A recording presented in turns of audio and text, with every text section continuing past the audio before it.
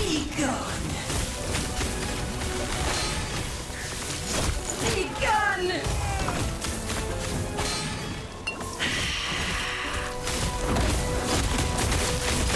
Foul insect!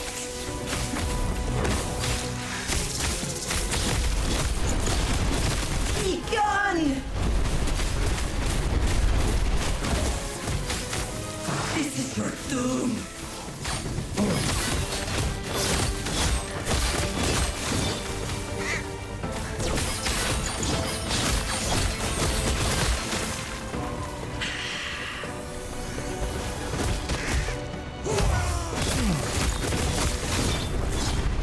Foul insect! Be gone! Be gone!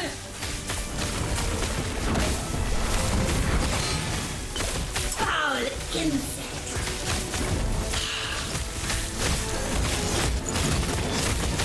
Be gone!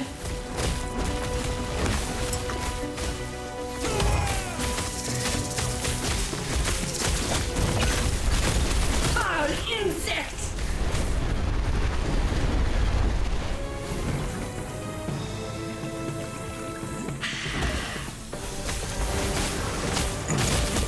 Foul insect!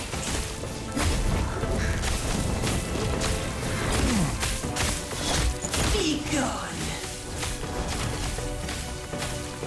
This is your doom!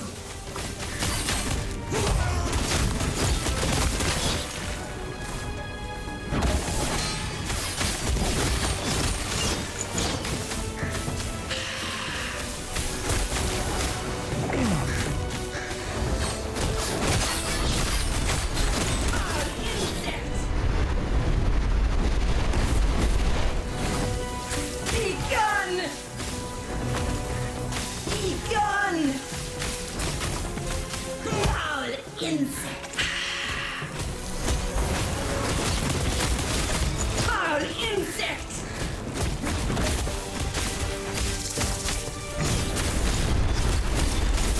Be gone!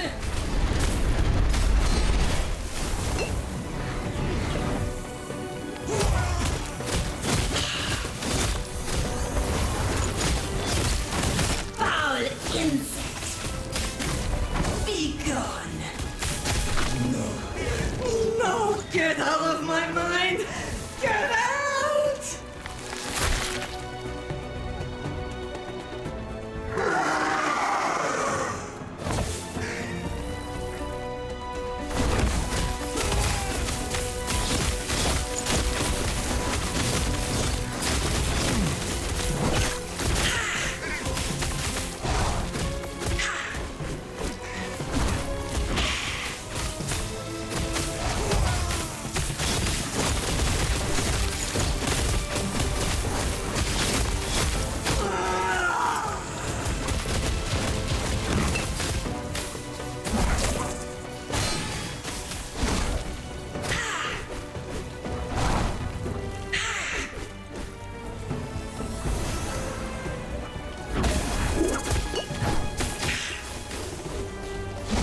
Blood.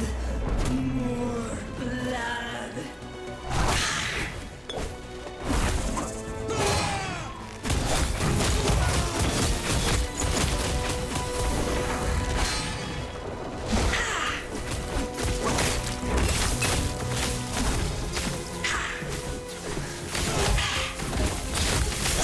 More hunger.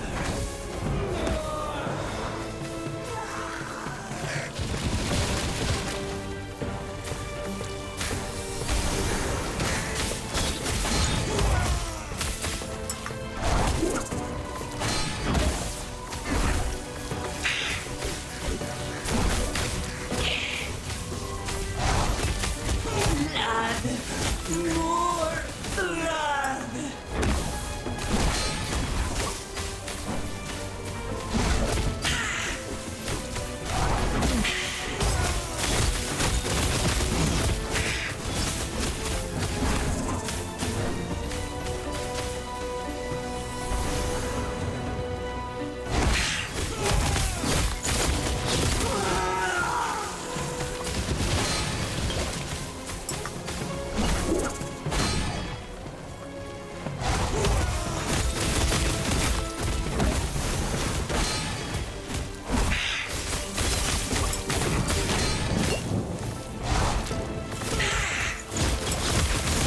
blood, more blood.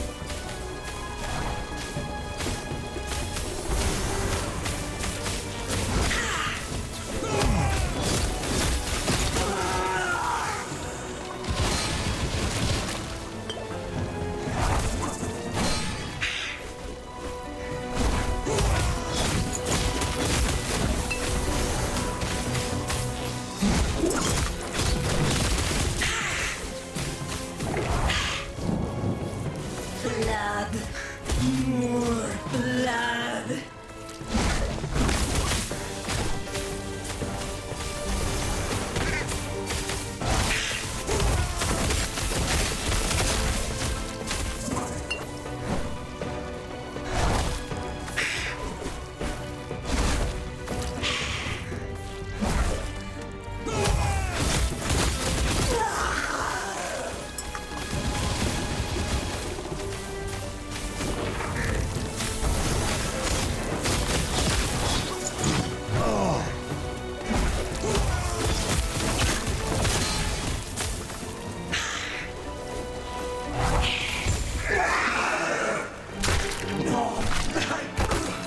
Is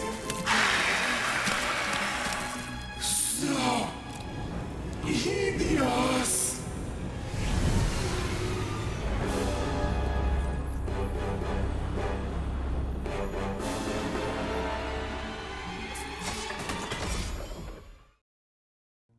Good morning everyone and welcome back to the Two-Headed Wolf Gaming channel and last Epoch, as today we continue the development of this Primalist, this close combat spellcaster, as we're heading towards the end game, running a couple of monolith maps. And I also want to talk about the boss battle which you've just witnessed. That end of the campaign snake boss lady thing, that was pretty annoying. It actually happened a week ago. I've recorded that. Soon after, I landed in a hospital for a few days. Nothing special, life happens, yada yada yada. But it's been really eating at me because I wanted to have a conversation as soon as possible about the boss battle itself and also about the state of last Epoch's campaign at this point. And I wanted to hear your thoughts about it as well. But we're gonna do that in a second as soon as we get our character upgraded. So let's start with this.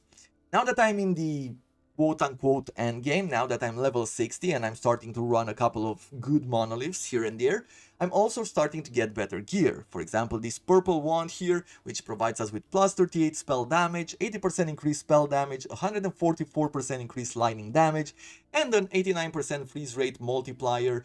Our main focus, our main elemental focus is lightning damage, but we do have a few attacks which freeze enemies or, slows them down. So we want to have a bit of that as well. Overall, we're using melee attacks as a trigger for spells. So we're looking for multipliers and spell damage.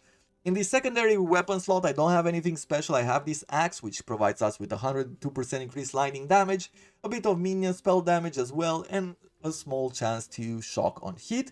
However, I found this sword, which once again is not the best in slot. I want to have a secondary axe, and I'll show you why in a second, but I want to have like this one-handed axe in the secondary slot, which hopefully will provide us with a lot of spell damage. Like, that is the hope, but there are ways to do things around it. However, this one-handed sword here is providing us with 132% increased lightning damage, so that is 30% more lightning damage overall. It's better than what we're running with right now. Overall, it's not like this great gear in slot, but it's still better than what we had before. Like if I take a look here, we're going from 396 and 2970 to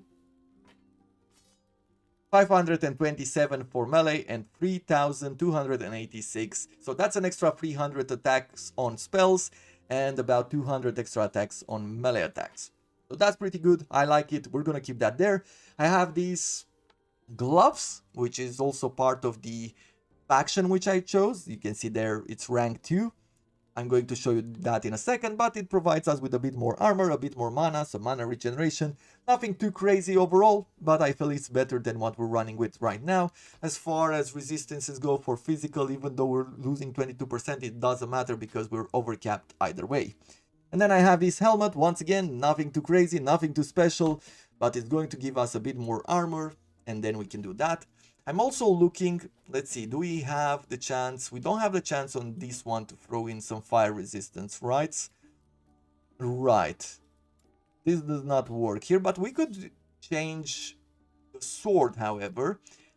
And I am thinking we could get some more health on melee hit. That would be great. Or we could try to do a bit more stun. How much stun do we do in melee? Melee stun... Melee critical, melee stun chance is 102%. 102% is not big enough of a multiplier to deserve this. So let's go with some healing on hit. Okay, we got a critical upgrade here, upgrading our cold damage. What else should we be throwing in on this sword? Chance to bleed, chance to chill, maybe. Health on kill could also help us a lot.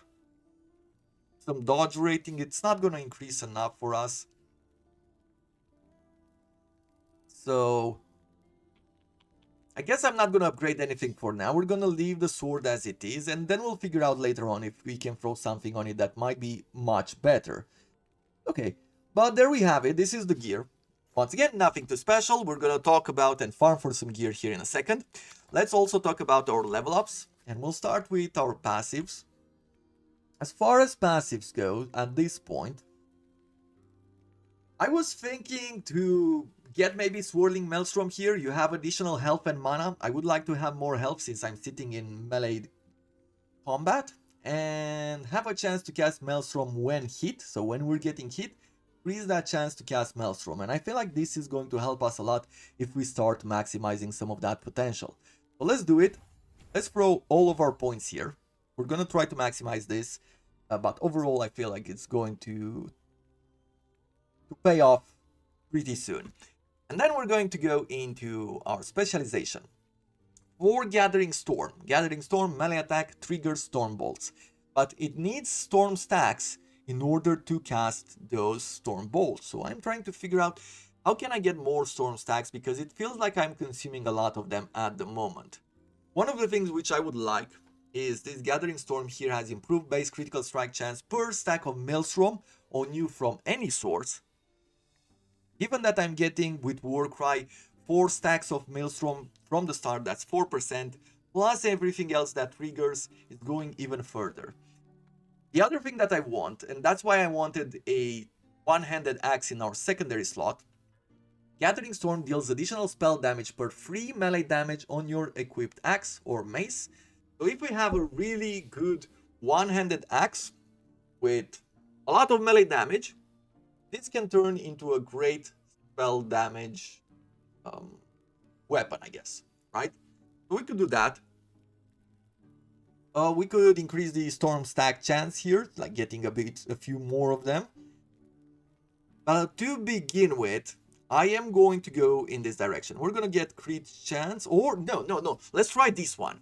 Friends of the Tempest. I remember this one. If you have from 1 to 15 storm stacks, so as soon as we have one storm stack, your minions' lightning skills hit have a chance to grant you another storm stack. It's 8% for 1 point, but our minions are attacking quite often. We have 2 crows with us, so this is going to help us increase that. We're gonna do this, then we're gonna go probably crit, and then we're gonna upgrade the Tempest weapon to the max. I feel like that is probably the best way. Tempest Strike over here. I upgraded a lot these triggers to have a chance to cast a tornado or to freeze or to shock enemies. We could also go in this direction to get higher chances for our Tempest to do freeze, shock, and what deals more damage multiplicative with other, I guess a bit more Tempest damage. And I could go further with this, but it doesn't seem like that is useful at all.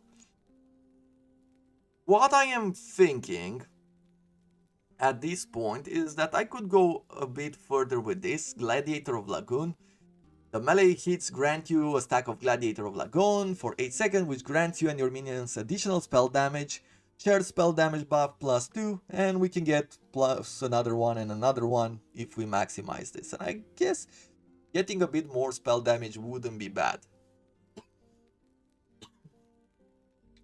Sorry about that. So let's do this. First of all, let's get a bit more spell damage. Over on this side, Maelstrom.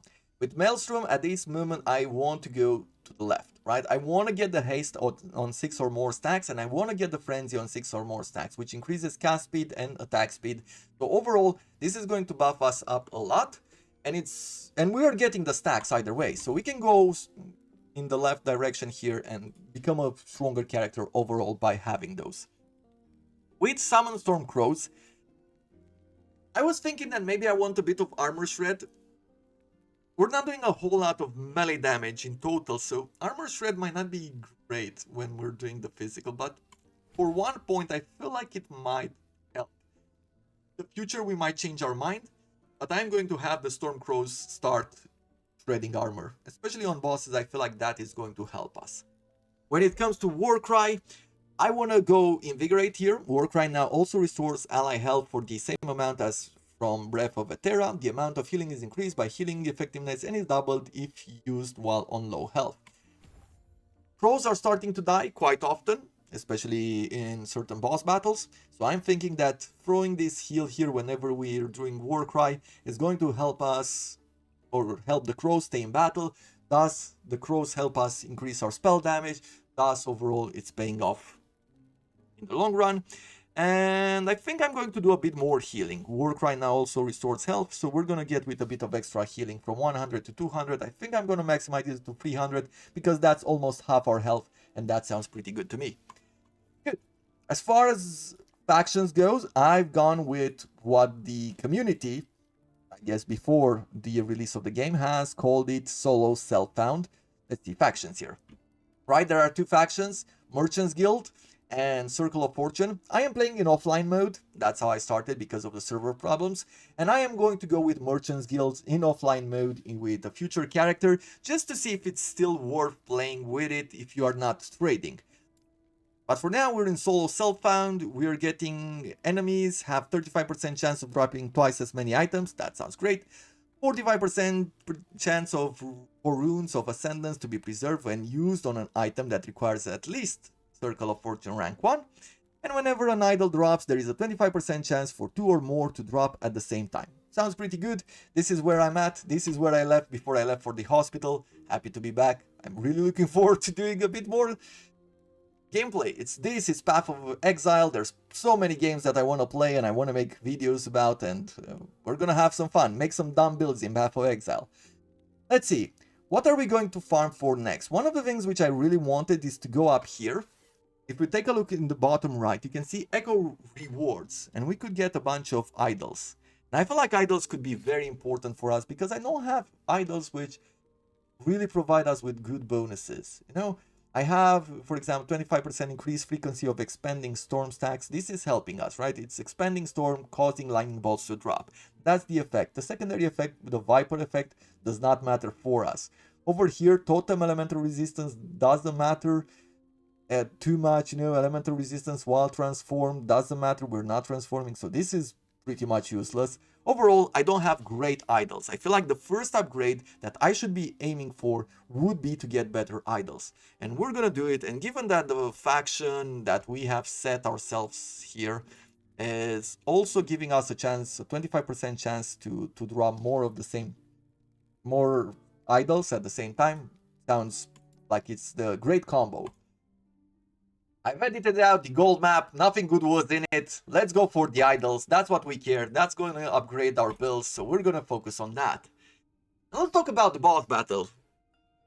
The boss battle was pretty annoying as a first time player. I guess in the first phase of fighting that snake boss, it was quite interesting for me. It felt like I had to learn the patterns of movement, and I think I died about 2 times before I figured it out. There was only one thing which really presented a challenge for me, and that was the straight up fire attacks, the fire spear that the boss was doing. And that was pretty much my own fault, because my fire resistances were very low. Even now you can see it's at 20%. So I definitely need to invest a bit more there, right? I have to pay attention to that. But it also meant that during the boss battle, because I saw that fire attacks were killing me, I knew I had to move very carefully and pay attention to the triggers, the audio triggers, and whatever else the boss was doing in order to avoid it, in order to survive. I felt like the first phase when the snake boss was doing the elemental attacks and the poison damage, it was decently balanced out to where you could learn how to move. That was my first time experience. Now when it got to its second phase, I didn't enjoy that at all. There were too many attacks which could pretty much instantly kill me. The snake goes berserk, it's running very fast, it's reaching you very fast, which even in my situation I feel like I had more armor than most people, right? Than most people would have at that point. And even in that case, it was killing me very quickly. Of course, it was dropping the blood on the ground, and you learn very quickly that does some armor shred. However, it's doing somehow a bit too much, where even though I had very high physical resistances, and I had pretty decent armor and a decent amount of health, I was getting one shot. And instead of having this sort of epic end of the campaign battle where you're presented with a challenge and you have to figure out the attack patterns, in the second phase of that battle, there's no real attack patterns in general. I mean, you have to take your time way too much. For my character, for me it felt like a sort of a Benny Hill battle where I had to just run around the battlefield and let the crows do most of the damage, or wait for my lightning bolts to strike down the enemy. And there's something to be said about that as well. I mean, like, that is my strong point, right? I don't have to sit still. I have to just do a couple of melee attacks and then lightning bolts trigger, and that's how I kill most of my enemies, right? Maybe that's the biggest mistake I've done there. Maybe I'm not really recognizing it at all. But somehow at the same time, I don't feel like that is the only case, because when I'm thinking about the entire campaign as I've experienced it so far, many times, at many moments, I found myself thinking that not everything is well balanced out.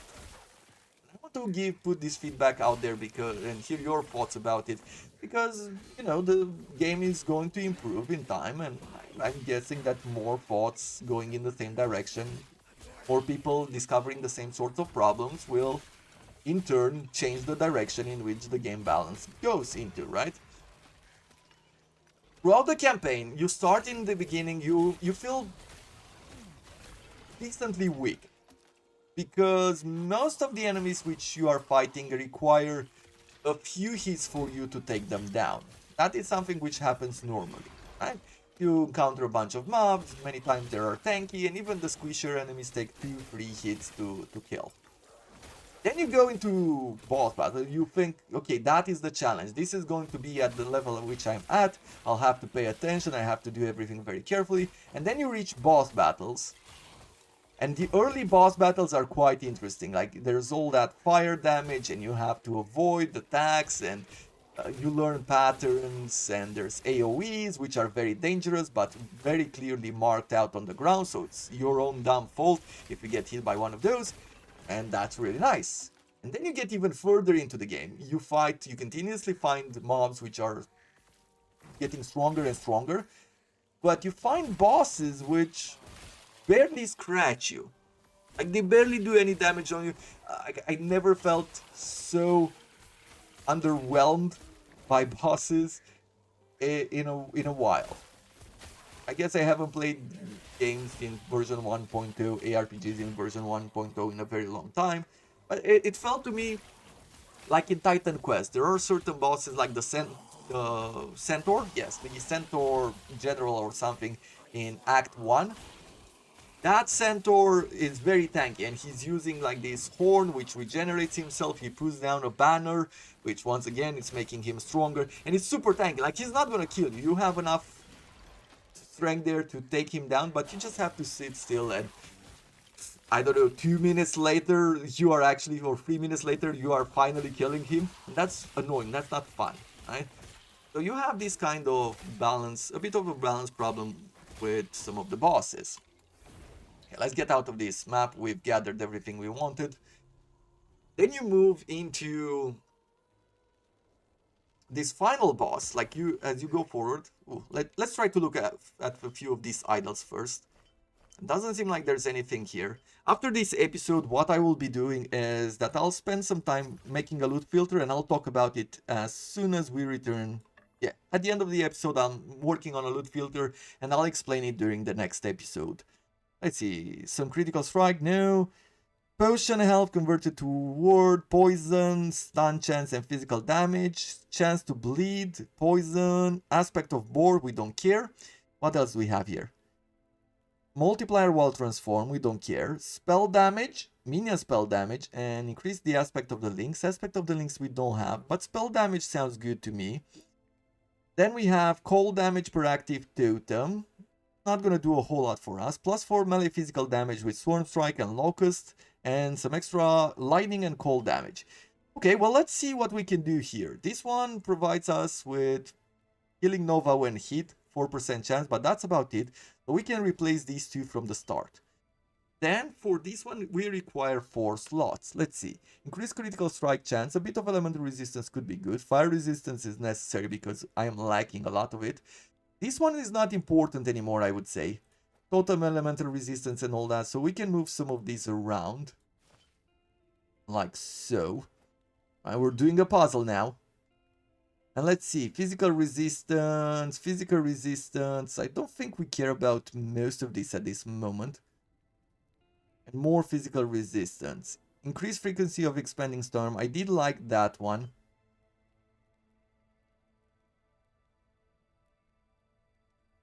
I think that one thing that I might be doing is take this out. Would that would still keep me eye on stats. However,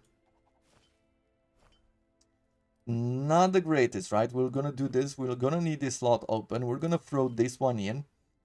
For the moment, it's giving us lightning damage and cold damage, which is going to help us a lot. And that's about it. Now, I also want to sell some stuff here.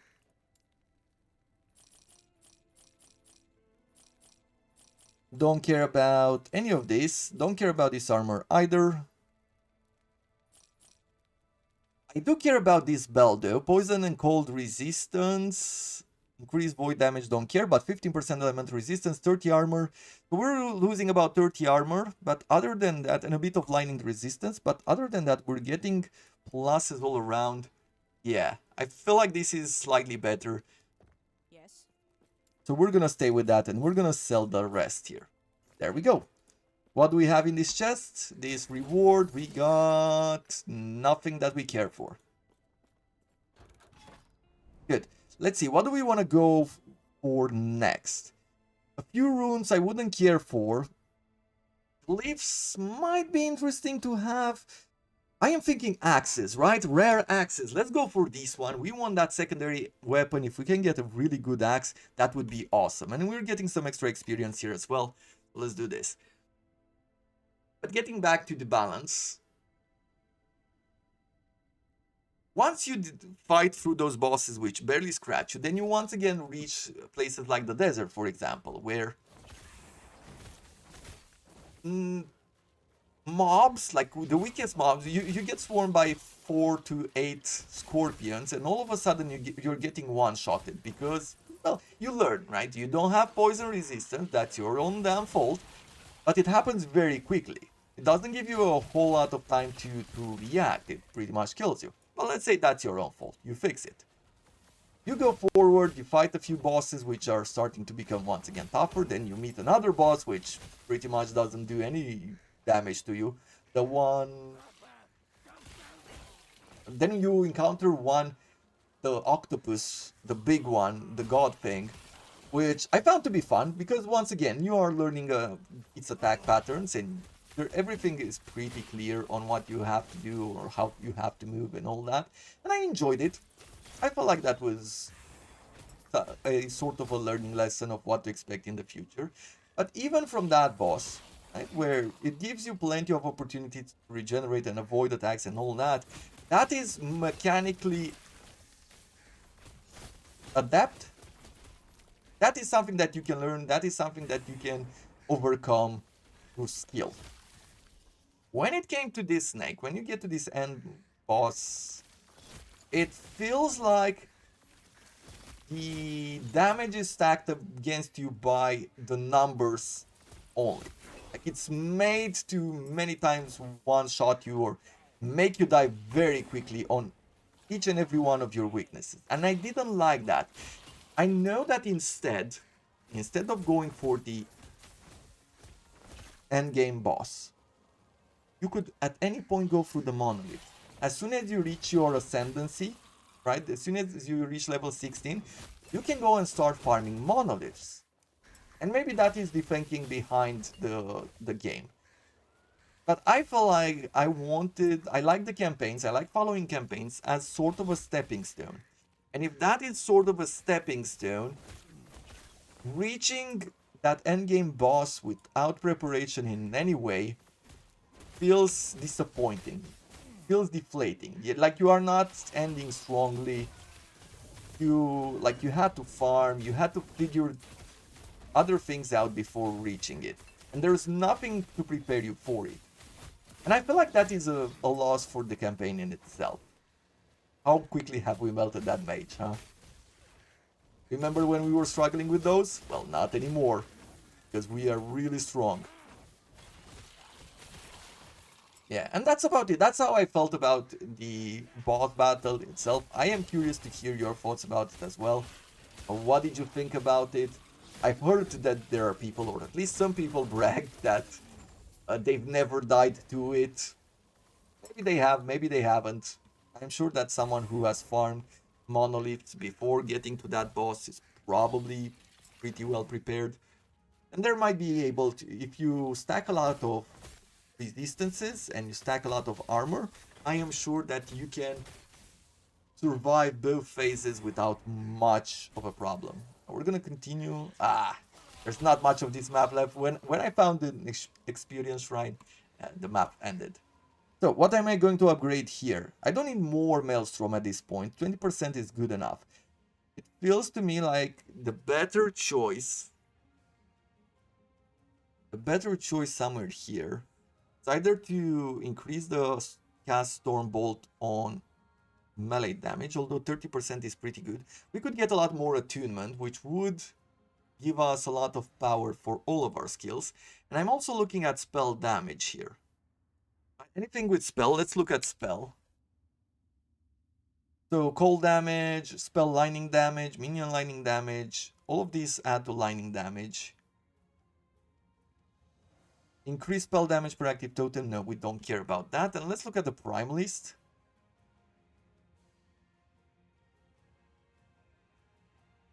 I think going for this one could also help. Just because it's like 4% extra physical cold and lightning damage, which will help us with many things, or just straight up spell damage, 5%. Let's do 5% more spell damage here. And with the other point,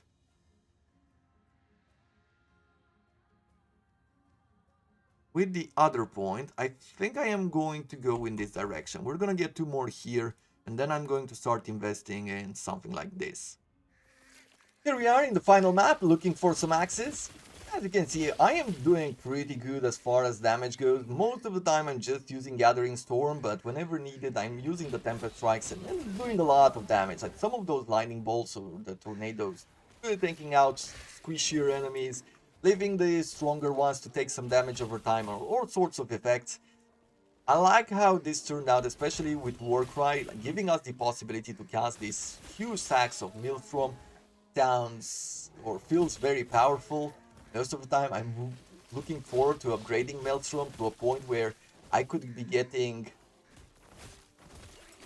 where Maelstrom I could be getting the haste, right? That would increase our movement speed on the map. It's pretty much giving us some extra speed, and I guess we can try it right now. Let's see. We've leveled up the skills. And where do we want? We'll start with Maelstrom here. We're gonna get haste. Oh, not yet. We need another mana efficiency. Haste is next, but this is going to help us clear the map faster, giving us more efficient timing overall, right? Take how much time you have in a day. If you can move faster throughout the map, clear is faster, then you are gaining more out of your time. Frenzy, once again, more attack, more melee attacks, and more casting speed. More melee attacks straight up means that we are going to be casting a lot more spells as well. That is really awesome for us. For Gathering Storm here, I am going to go with a crit chance here per Maelstrom. We'll start with this, and then we're going to go with Tempest Weapons. I'll figure out the axe situation later. Maybe we get something good out of this run. And I guess I am going to turn one more point here. Who knows? Maybe I'll remove some points later on. Like I'll try to figure out some other plan or things like that.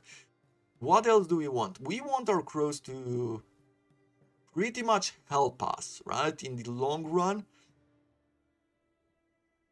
Crowstorm we're not doing too often. This is the Crowstorm. Maybe I should even remove this one. Because Crowstorm we are using once we've summoned this. It means that we're not using it often. I rarely use that ability. This one is once again with Crowstorm. Right, is there anything else here? This is a mistake. Crowstorm increased stun chance. So I thought the crows would stun them, but it's not actually the crows. The Crowstorm. I don't want to use us. Rather get some chain lightning or extra damage per shock stack. Let's see. Stop respecking for now. Storm crows deal more damage and have increased critical strike chance. That could be great. Critical strike multiplier. Your melee hits have 20% chance to improve the active Stormcrow's base critical chance for 10 seconds, stacking up to 3 times, another 4%. That's also really good.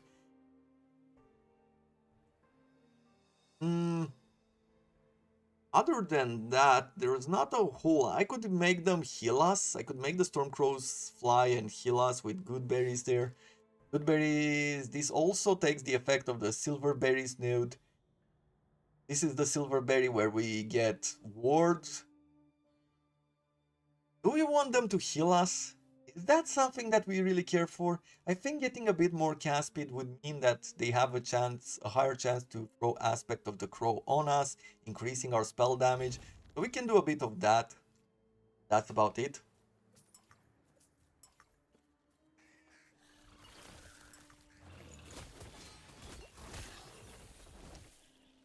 Another ring for our faction. Warcry has leveled up as well. We're gonna get 300 healing there. This is going to be good enough for now.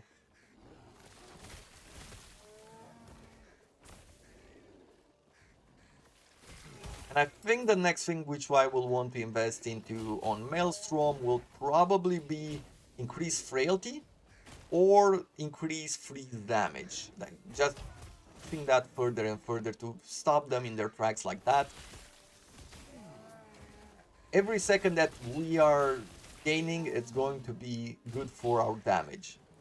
Good for our survivability, but especially good for our damage because we're getting our stacks of storms which cast the storm bolts.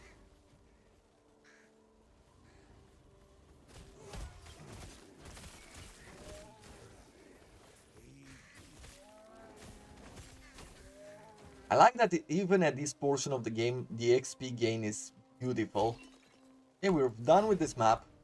Let's see. Give me good axes. Give me something which I can show off here at the end of the episode and be like, yeah, it was worth it. Let's see, two-handed, one-handed with melee lightning, some lightning penetration. Not great, not great, not great, not great, not great. Maybe something here? Lesson of Metropolis, we know this one. It's nothing special, we've had it before. Well, there it is. I thought we could get something better. Unfortunately, this is not the run for that. Going to be in the next one. So I'm gonna run, get a few more levels, return in the next episode. If there's anything good on this one with the unique item, I'm going to show that off as well. But we're also be going for these idols over here, right? Just trying to maximize that potential, see if we can get anything good out of it. And yep, that's going to be it for now. Hope you have enjoyed it. Thank you very much for watching. If you did, leave a like. And until next time, I wish you all to have a wonderful day.